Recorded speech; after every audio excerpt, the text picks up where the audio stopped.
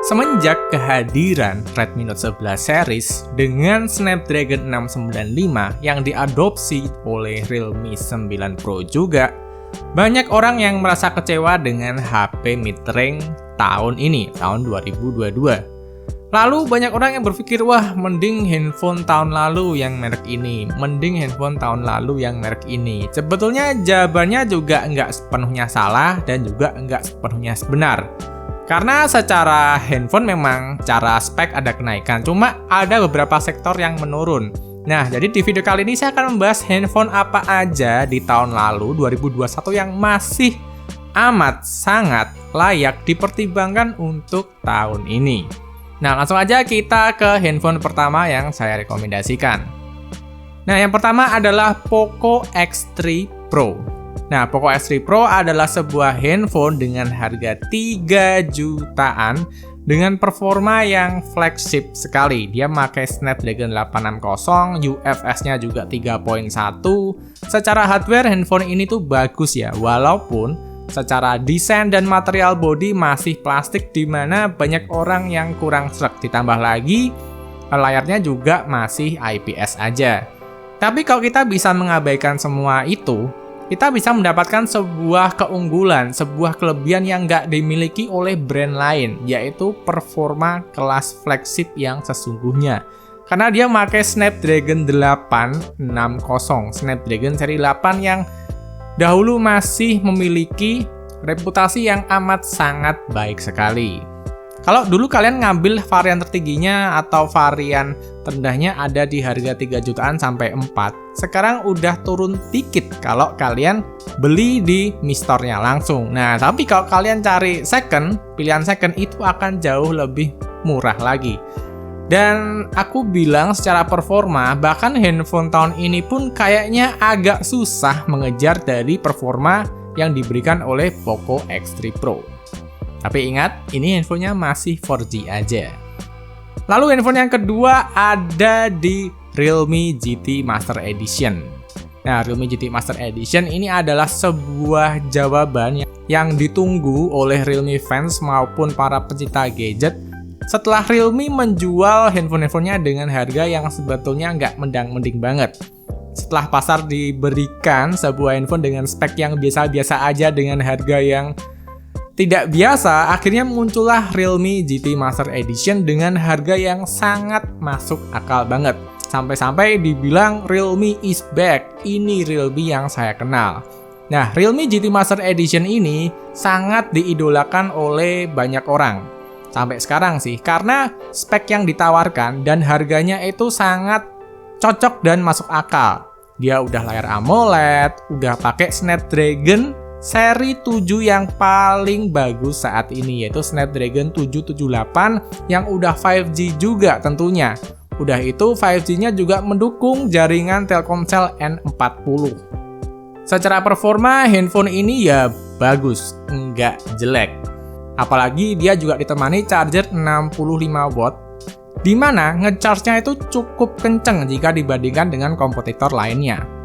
Walaupun bodinya masih dibalut handphone plastik dengan model yang mirip sekali dengan Oppo zaman dulu ya, dan speakernya tuh masih mono juga, kurang seru, tapi handphone ini sangat disukai oleh pasar waktu itu karena modelnya unik, apalagi kalau kalian beli yang warna abu-abu, yang model copper, itu akan lebih kerasa uniknya lagi.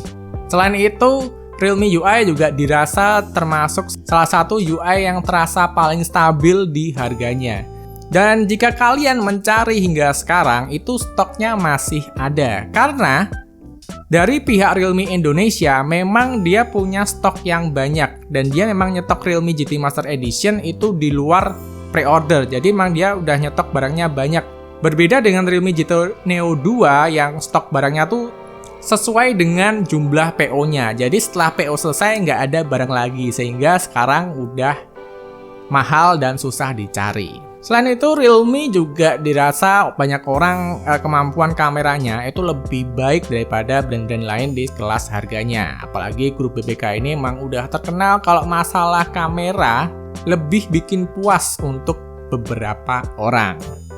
Nah, lanjut ke handphone ketiga adalah Poco X3 GT. Nah, Poco X3 GT adalah handphone 5G juga yang performanya juga tidak main-main. Dia memakai Dimensity 1100 yang secara Antutu bahkan lebih tinggi daripada Dimensity 1200 Ultra. Nah, cuma beberapa kelemahan di sini yang biasanya pasar itu sangat rewel menanggapinya adalah layarnya masih IPS, walaupun dia IPS-nya tergolong bagus ya reproduksi warnanya, tapi memang ada kekurangan di bagian angle view-nya. Jadi kerasa gelap kalau dimiringin di angle-angle tertentu. Terus Poco X3 GT ini masih memakai bodi plastik ya. Walaupun chargernya 67 watt, speakernya Dolby Atmos, stereo speaker, dan udah 5G, tapi banyak orang yang mendang-mendingin sama Realme GT Master Edition. Tapi buat saya pribadi, Poco X3 GT masih sebuah handphone yang valuable, tuh performanya tuh bagus banget. Dia ada di harga 4 jutaan. Untuk varian tertinggi sampai varian terendahnya. Nah, lalu kita masuk lagi ke handphone selanjutnya yaitu Poco F3. Ya, ini adalah handphone keluaran 2021 di kuartal 1 bulan April tahun lalu kayaknya. Kalau saya nggak salah ya. Nah, handphone ini buat saya pribadi adalah impian bagi orang-orang yang mendambakan sebuah performa yang kencang dengan chipset flagship yang harganya terjangkau. Untuk varian terendah dan tertingginya dulu bisa dibeli dari harga 5-5,5. Dan kalian mendapatkan chipset yang sangat amat baik, yaitu Snapdragon 870 yang walaupun nanometernya nggak sekecil yang chipset baru-baru, tapi performanya, kestabilannya, dan suhunya itu bisa dihandle dengan amat sangat baik, bahkan yang terbaik hingga saat ini. Selain itu, Poco F3 juga dilengkapi dengan bodi yang premium, bodinya kaca, layarnya juga AMOLED, speakernya juga Dolby Atmos stereo, dan secara genggaman ini tipis. Dan ini termasuk handphone yang paling tipis dari handphone-handphone yang saya rekomendasikan sebelumnya. Pokoknya dari segi desain dan dari segi performa, handphone ini buat saya pribadi tidak mengecewakan. Sangat amat baik banget. Nah, setelah itu ada lagi handphone yang dari tahun sebelumnya lagi, 2020, yang sangat saya rekomendasikan untuk tahun ini. Tapi mungkin untuk harga 5 juta ke bawah, kalian bisa dapat di harga second, yaitu Mi 10T Pro. Itu memakai chipset Snapdragon 865. Ya, sebetulnya ini nenek moyangnya Snapdragon 870. Jadi chipset ini tuh memberikan performa yang bagus juga, apalagi untuk yang seri Pro-nya, kalian itu dapat OIS di kameranya. Dan perekamannya juga nggak main-main, hampir 4K semuanya di segala kamera, kecuali kamera depan. Ya, sayangnya memang dia masih pakai layar IPS 144Hz, tapi di lain itu kalian bisa dapat bodi yang premium juga. Bodi kaca, frame pinggir metal, dan double stereo speaker walaupun belum Dolby Atmos.